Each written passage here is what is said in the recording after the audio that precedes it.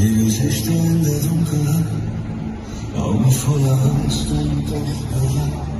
Menschen gehen raus zusammen, doch die Antwort ist so ungerecht. Sie stehen da mit leeren Händen und trotzdem brennt in ihnen Mut. Und jeder Schritt ist wie ein Schwur. Wir geben nicht auf, wir bleiben gut. Und wenn man eure Worte sperrt, wenn man das Internet euch wegnimmt, dann schreit die Hoffnung durch die Straßen, weil man euch niemals ganz verstummt.